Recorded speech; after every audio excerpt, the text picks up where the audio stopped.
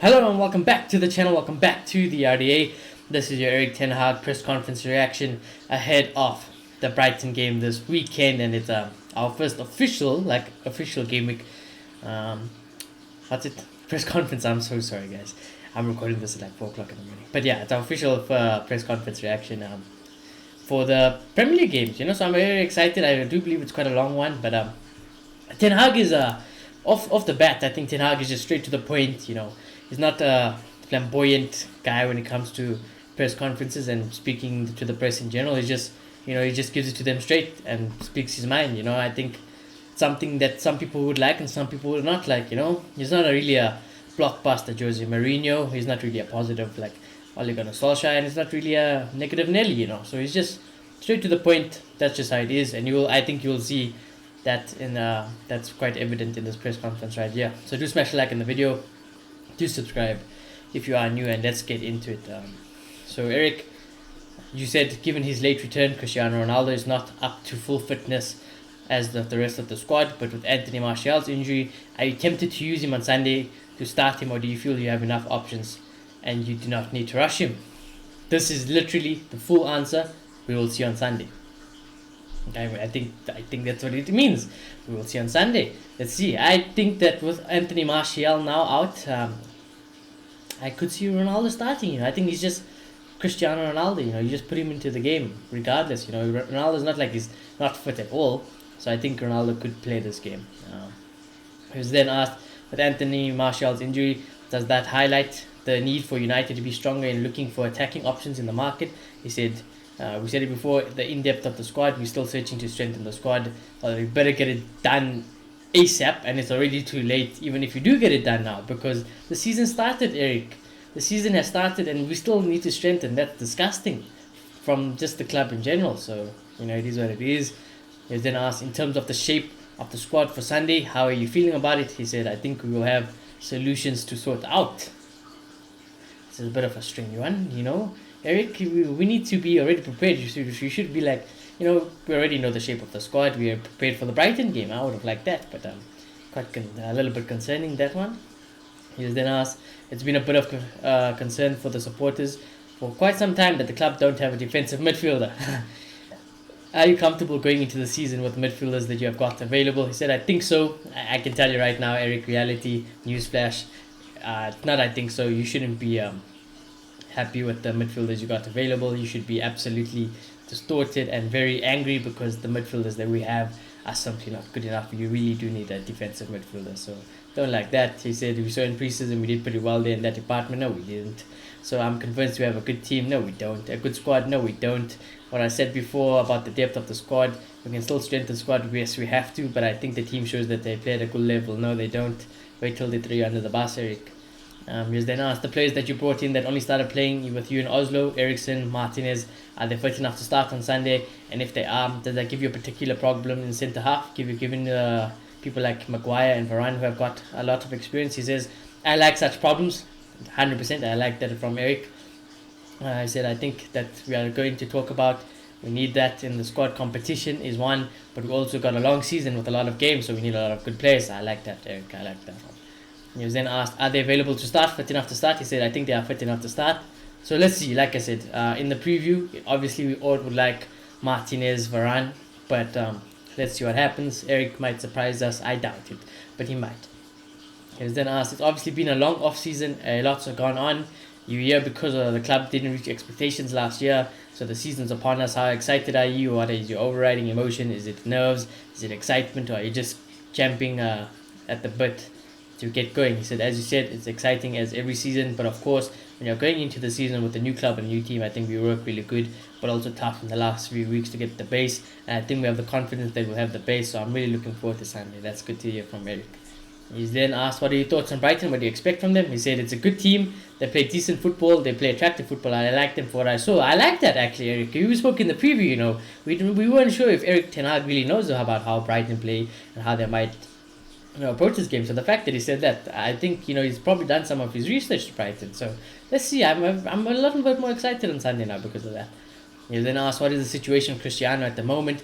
We saw your quotes to the Dutch media outlet and the Rayo game. There's been a lot of speculation with him all summer. So what's the situation with him? Do you feel he is happy? And I like this. He said, "What do you mean? Clarify your question, please." He said, "So obviously there's been comments you said about the Raya game that it was unacceptable, that those that left early, it was unacceptable." He said, "Wait, now I have to point. Those who left, there were many players who left, but there's the spotlight on Cristiano, and that's not right. So I think do your research and make out that many players left, which is not correct." That is what I said. Absolutely brilliant response from Erik ten Hag, sticking it back to the press because he's 100% right. It wasn't just Cristiano. The spotlight is just always on Cristiano for, you know, the common reasons. It's Cristiano Ronaldo, and I just love that Ten Hag stuck it to them and just basically like, shut up, do your research, man. You're embarrassing yourself. And I'm not having it. You didn't back down. So I like that from Erik. I said, but then also there has been talk all summer about Cristiano. So how do you feel starting the season with him? He said, good. But I don't understand what the relation is. He was part of it. Once again, there were a lot of players. And then he was talking, and then again, followed up question. I'm talking in a broader sense. He said, what do you mean? Well, Cristiano, are you happy? He's content. I've spoke to him since he got back from the tour of Australia and Thailand. He said, I'm really happy. I told you before we planned with him for the season. We have a top strike, and I'm really happy he's here. He's in the squad, and we stick to the plan. Basically backing Cristiano, and I like that. Do you feel you currently have a strong squad enough to finish in the top four? He said, I think what our aim is to win every game. This is Man United is standing for. Like it. Of course, top four should be the game. But what Clay and I said also in the preview, United, regardless, should, just the simple daily, week in, week out fact, we should be trying to win every single game. And by doing that, let's just say you're successful in doing that. Naturally, you could win the league. You could win a lot of trophies, So I like that from Ten Hag. He said, would top four for you be good in the first season, fourth, for example, of first season and show progress? I think we have to look forward to the first game, and approach has to be we want to win every game, so let's start Sunday. I like it, don't have anything wrong with that. Again, asked about Cristiano Ronaldo. Oh my god, these guys are like dogs, He said, going back to Cristiano and other players who left, how can it be that they would think that this is okay? Because I've never known any player involved in a match to leave early. I'm singling out Ronaldo because he's the only one we know played. But just in generally, aren't you disappointed with the players that think that's okay under you? He said, I think we have said enough on it. It's not correct. So that's clear. And he did. Ten Hag has made that clear before. He was then asked about Martial. Is Anthony unavailable for Sunday? Just yes. So no Martial this weekend. Very, very, very disappointed. Mentioning how much I defended him on the match preview. But it's fine. We move. I get banded by one of my favorite players. It is such his life. How long do you think you'll be out for because of this injury? He said it's always difficult to see with us injuries, and I hope for not too long. I really do think Ten Hag likes Martial, So I hopefully for Ten Hag's sake also it's not too long. Oh my god, and here we go, another question about Cristiano. Sorry to bring you back to Cristiano again, but how has he trained this week?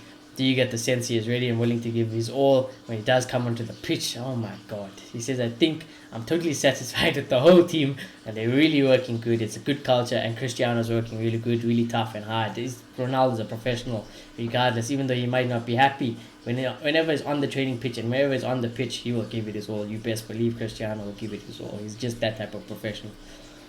He was then asked, the game against Brighton at the end of last season was seen as a bit of a low point for Man United fans. It was a very bad game. Did you watch that game? Have you watched that game as part of your preparations for this game?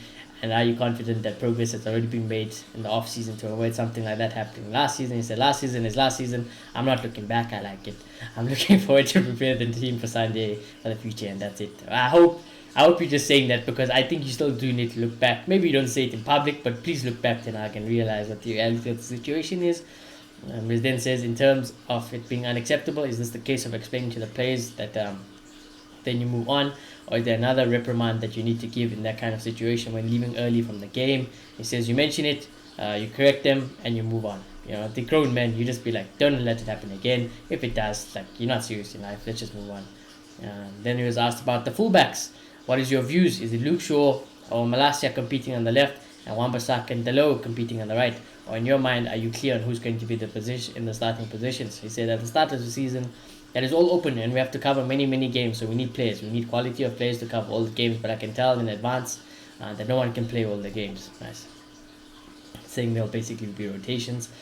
He was then asked, a lot of your predecessors here have been frustrated or perhaps surprised at the difficulty of bringing in players for a club like Manchester United size. How do you feel about the activity in the transfer market this summer? And would you expect to have those players in place for the start of the season? What a question. He said that would be a good situation, but I have a squad I'm happy with. you might as well just fire him now then, honestly, you might as well just fire him now then if that's the truth. The current squad, they make good progress. Wait till they throw you under the bus. I'm happy with the signings until now. I guess the signings, there is no problems with them. We just don't need any player. You need the right players, and that's the point where we're working all together. You better make sure it's fast in Ten Hag, and you better make sure those players do come in. Otherwise, I think you should lash out at the Glazers for that, as always.